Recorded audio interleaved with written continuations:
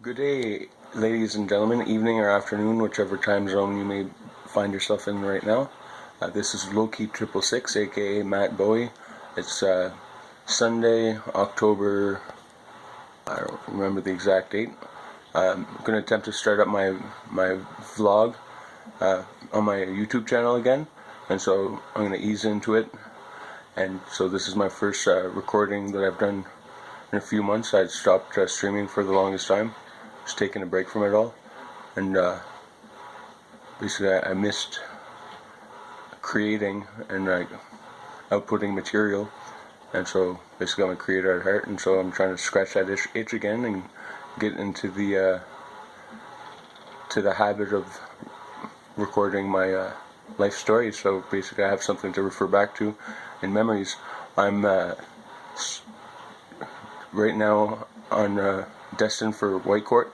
There's a 3-day shutdown at a pulp mill at I think it's Alberta Newsprint Company, and so it's just a short 3-day shutdown in White Court. And so I just have my cobalt pack. I'm taking my spare vehicle because my Hummer isn't working up to is giving me back airs, so I have the luxury of having a second vehicle to ride when basically the other one is like not functioning properly. And plus it's a 2.5 hour away drive, and it's the drive to the spot, the pulp mill, isn't like through a back road, so I don't necessarily need the Hummer, and so it saves money on gas for me because it's $25 an hour to run the Hummer, and it's only like $20 less, or let's say $10 an hour to run the cobalt, so it's more consciously aware of saving money where you can, basically where you don't have to waste money. You don't waste money. Like if it was back at a lease road where I had to drive off road to get to the place where I have to work, then I'd take a chance and take the Hummer, because it's not the malfunction isn't bad enough to prevent me from the mechanical aspect of it working, but it's not good for it driving it well. It's giving me these warning signs basically that it has to be taken in and taken care of, and it's an electric issue. So I already took it in to get checked. They basically have an issue with it communicating with a diagnostic tool, and so they have to look for where it's an electrical problem. So it's like chasing a ghost. They have to dig for it, and it's a process. Usually they rely on the diagnostic tool to make judgments about what's wrong with your vehicle. So that's the first thing I have to bring it back in basically whenever I'm ready for them to take the seat out and try different trouble setting tactics.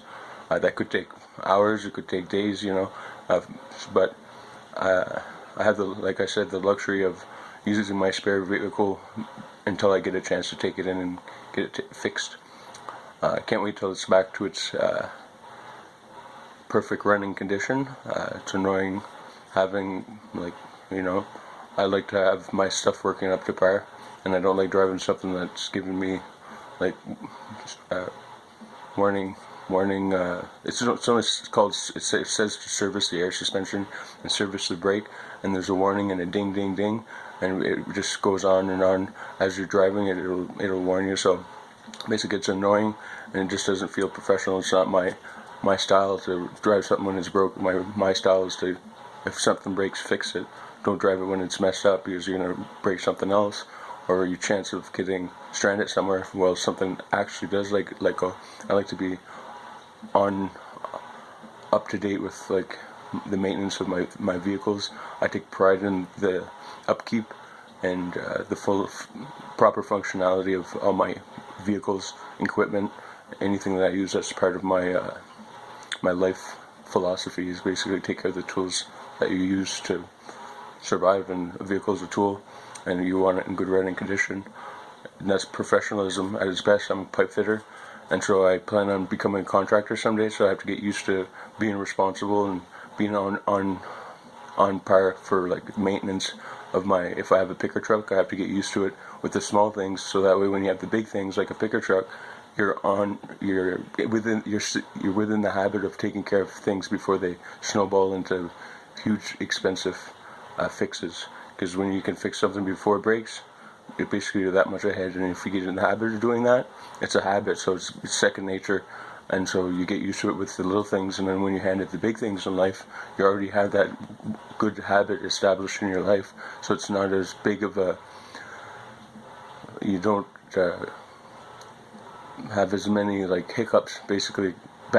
Learning curve isn't as steep when you're handed the bigger things in life, bigger responsibilities, because you have that shit handled at a smaller level, so when you get to the bigger level, you're already in the habit of maintaining the lifestyle that life hands to you, because you're handing opportunities through life.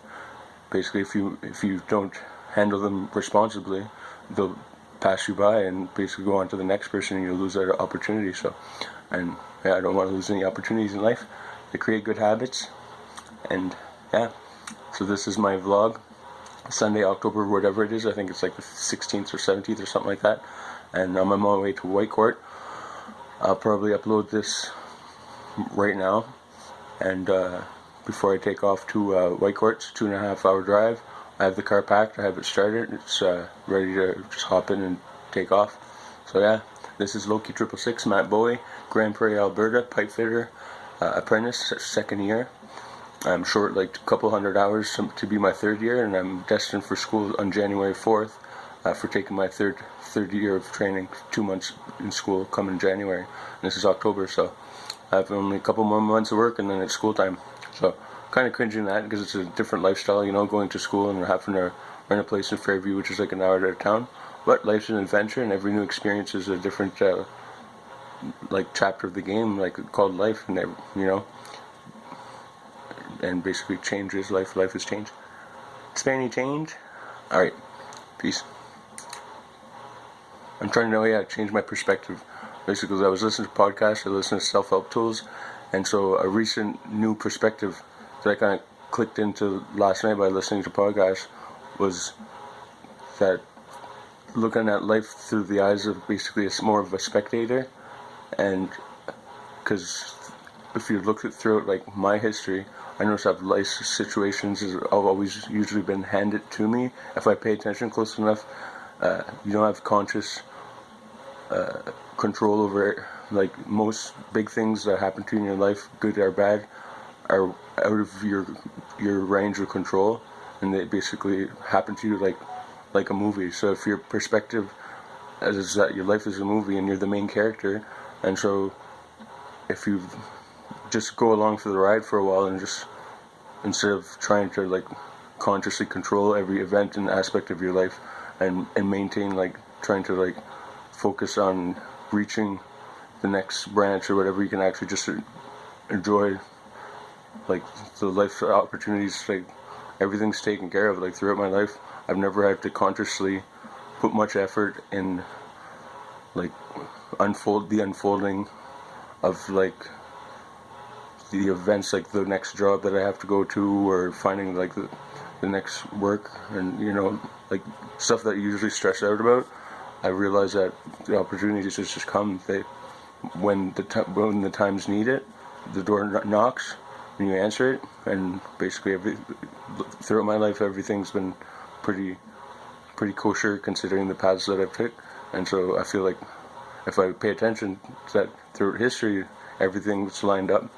So the chances are the future, that's how it's going to happen anyway. And life unfolds almost like a movie, and you're just along for the ride. And sometimes you just can sit back and enjoy the ride for a while, and just enjoy basically what you're going through right now, not always consciously worried about the next move. You can actually enjoy those small steps in life, like traveling to Whitecourt, working out of town for 3 days. It's going to be like a little adventure. I used to stress about like new jobs and new spots, and basically it's a new town, so it's going to be a new company that I'm working for, and like what are going to be the rules and regulations, and am I going to do my job right, or am I going to live up to the boss's expectations, show a good put in a good day's work in order to maintain my image as somebody that has a good work ethic and all that.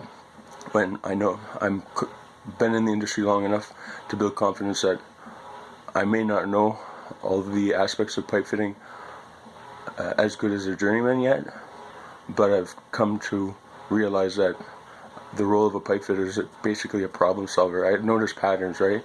And so my last journeyman told me, you're going to notice something about pipe fitting that's not at all about pipe fitting, that basically is the main job of a pipe fitter. And so I kind of trying to pull back and try to understand what he was talking about. He said you'll laugh once it clicks. He said you'll never forget it. And basically I think I kind of found it out. I was kind of happy because I was like, I think I clicked into what basically the main expectation of a good pipe fitter is you're a problem solver. Anytime like obstacles come up in a job and people are stuck and then to a situation that they don't know how to fix, if you're the guy with the idea of like pulling the right lever in the situation to fix the problem and overcome that obstacle, like you're good. To me, I respect that aspect of like the journeyman pipe fitters that I've worked with are really good. Like they're foremen, right? Those are the people that I try to mirror and learn from, as the people that I admire their work ethic and their style of work. And I said, I noticed that in any good journeyman pipe fitter, they're basically the guys that people go to, even though they're not like the foreman on the job. They're usually just a journeyman. They run a small crew, but they're always the guy that the general foreman goes to when they're stuck and asks for like solutions to problems that always arise, because every aspect of pipe fitting you run into obstacles and there's always a new challenge, and it's like a puzzle. And if you look at every obstacle like a puzzle to be unlocked, and like any obstacle is just like a wrench thrown into your spokes, and it's a new scenario, so you got to figure out how to overcome the obstacle. And the better you get at that, the better you become as a pipe fitter, and eventually people come to you for solutions and you become that guy. That's to me that's power. That's a good pipe fitter, basically somebody that knows his shit enough to be able to overcome any obstacle that the job throws at you, that life throws at you, that every situation throws at you. So the more rounded you are in situational awareness and how to overcome obstacles, the better pipe fitter you are, and the more respected you are in the industry. And you're that guy. Don't be that guy. Say don't be that guy. Guess what? I'm going to try to be that guy. But not the guy that fucks up. Be the guy that people come to eventually once I know my craft well enough. Once I see enough obstacles and overcome, you start noticing a pattern. There's only so many obstacles that can show up in any job that you're doing. And once you learn to overcome all those obstacles, there's nothing that the job can throw at you that you can't overcome, because they become the same. The greater the job scope, the greater the obstacles that you'll face and challenges that you'll have to overcome. The learning curve is a bit steeper, but eventually every job's the same, and eventually you'll notice a pattern. And once you've overcome all the obstacles that job can throw at you, it just becomes second nature. You just go and you do your job, you overcome whatever obstacles, and basically you eventually reach that point in every job. But some jobs it takes longer. With pipe fitting, it's a broad school of thought, so there's a lot of stuff to learn, and basically you can only learn the important things. You can't learn everything about pipe fitting at once. You don't have enough room in your head to keep all the information, so you just cross whatever bridge that's in front of you and you just keep on going. You don't try to understand everything right away, because there's no possibility. That's something that you learn over time through working your job and facing obstacles. Alright, this is Matt Bowie, aka Loki 666, with the Players Club channel. This is my first podcast in a while. Welcome to the big show. I'll probably take another one once I get to Whitecourt. This is my October shutdown with Clearstream Energy. Thank you for subscribing to my channel, and welcome to the big show, ladies and gentlemen. Over and out. Peace.